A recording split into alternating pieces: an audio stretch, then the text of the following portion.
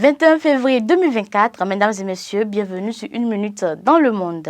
La guérilla colombienne de l'Armée de Libération Nationale, ELN, a annoncé le gel des pourparlers de paix et une crise ouverte avec le gouvernement dénonçant des violations des règles convenues dans le cadre des négociations lancées en 2022. Je cite, « Sans que cela soit de notre responsabilité, les discussions entre l'ELN et le gouvernement national entrent dans une phase de gel jusqu'à ce que le gouvernement soit disposé à respecter ses engagements », fin de citation, a indiqué la guérilla guévariste dans un communiqué daté du 19 février et diffusé dans la nuit du mardi 20 février à mercredi 21 février.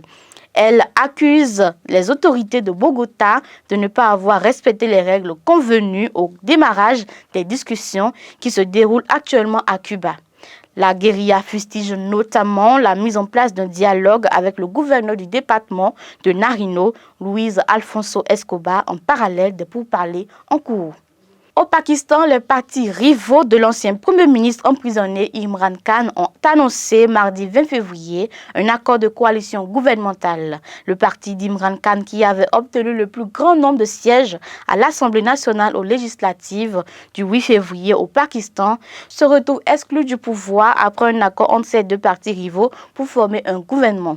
Je cite, le Parti du peuple pakistanais et la Ligue musulmane du Pakistan de Nawaz a atteint le nombre requis de sièges et nous formerons un gouvernement, a déclaré Bilawal Bhutto Zardari, président du Parti du peuple pakistanais lors d'une conférence de presse à Islamabad.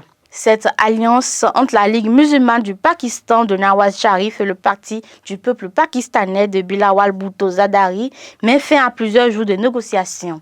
Selon cet accord, la Ligue musulmane du Pakistan arrivait en deuxième position et le Parti du peuple pakistanais proposeront Shehbaz Sharif, frère de Nawaz Sharif au poste de Premier ministre, et l'ancien président Asif Ali Zardari, époux de l'ex-premier ministre assassiné Benazir Bhutto, à la présidence.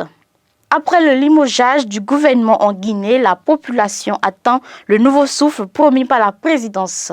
La Guinée est sans gouvernement depuis le lundi 19 février 2024 au soir. L'équipe du Premier ministre Bernard Goumou a été dissoute par un décret du président de la transition Mamadi Doumbouya.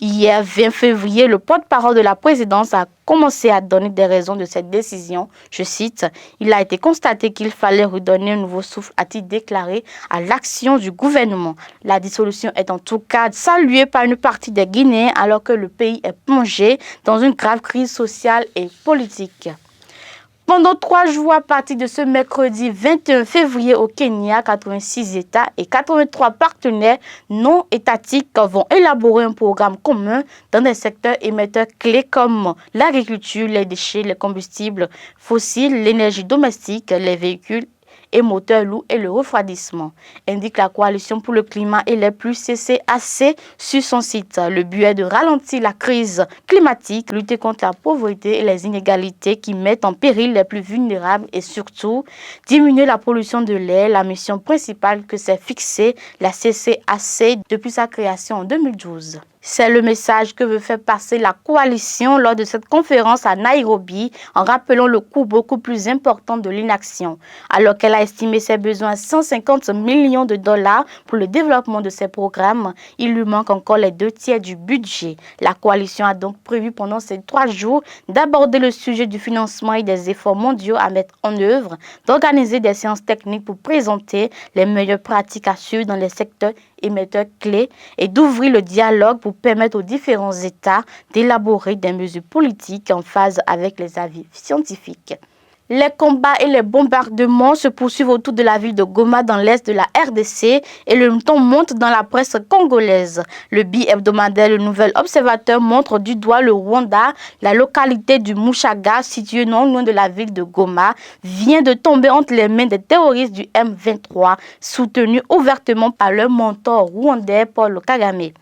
L'objectif principal, dénonce le journal, est d'asphyxier le chef-lieu de la province du Nord Kivu avant de jeter un dernier assaut pour son occupation définitive.